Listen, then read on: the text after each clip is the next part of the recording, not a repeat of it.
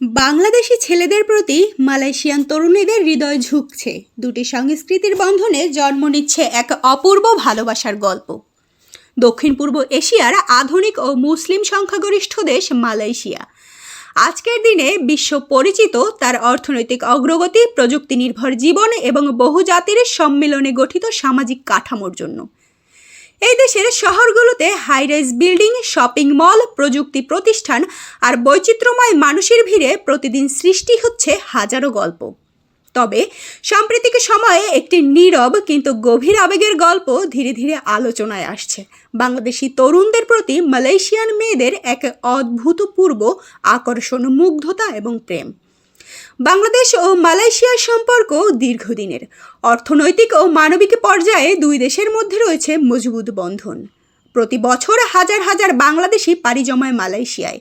কেউ শিক্ষার্থীর পরিচয়ে, কেউ শ্রমিক, কেউ ব্যবসায়ী, কেউ প্রযুক্তি নির্ভর। তারা মালয়েশিয়ার জীবনে মিশে গেছে পরিশ্রম, শৃঙ্খলা ও দায়িত্ববোধ নিয়ে। এই দায়িত্ববোধই বাংলাদেশিদের মালয়েশিয়ান তরুণীদের কাছে চোখে রেখেছে আলাদাভাবে। তারা বলছেন, বাংলাদেশি ছেলেরা সম্পর্কের গুরুত্ব দিতে জানে, পরিবারকে ভালোবাসে আর একজন সঙ্গীর পাশে সত্যিকারের ছায়ার মতো থাকে। এই সহজ সরল কথা বা ব্যবহারের মধ্যেই তারা খুঁজে পাচ্ছেন এক অভাবিত মানসিক স্থিরতা। মালয়েশিয়ান মেয়েদের অনেকেই ভীষণ স্বাধীনচেতা, শিক্ষিত এবং কর্মজীবী।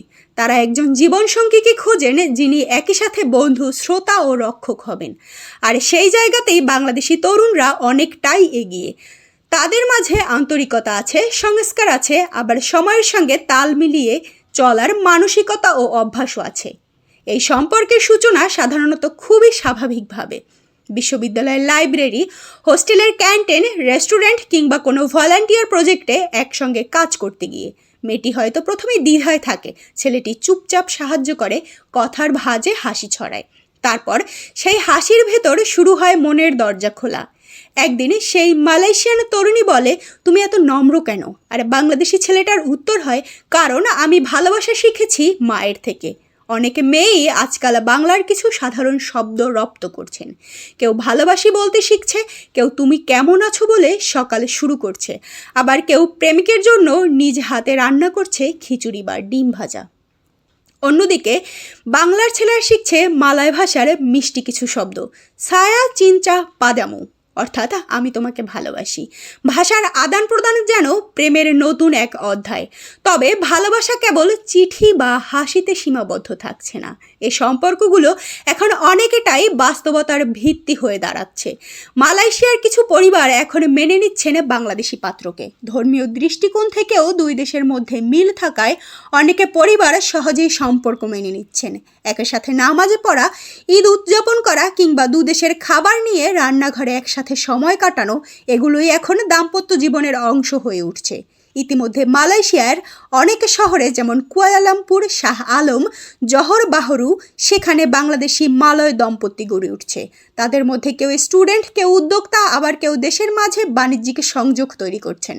তাদের ঘরে জন্ম নিচ্ছে এমন এক প্রজন্ম যারা শোনে বাংলা গান, আবার নাচে মালয়েশিয়ান ঐতিহ্যবাহী ছন্দে। প্রেমের পথে বাধা তো থাকবেই।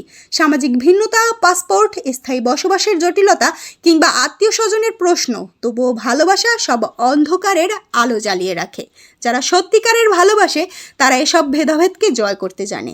এক সন্ধ্যায় কুয়ালালামপুরের একটি পার্কে হাঁটতে হাঁটতে কোনো মালয়েশিয়ান তরুণী যদি বলে বসে, তোমার চুপচাপ থাকা আমাকে শান্তি দেয়, আর পাশে থাকা বাংলাদেশি ছেলেটি তার হাত ধরে শান্ত করে বলে, তবে বুঝে নিতে হবে ভালোবাসা দূরদেশী নয়, বরং অন্তর থেকে আসা এক বিশ্বজনীন সত্য। আমাদের নীলামণি পেজে আপনি যদি নতুন হয়ে থাকেন তাহলে পেজটি ফলো করে আমাদের সাথেই থাকুন। ধন্যবাদ সবাইকে।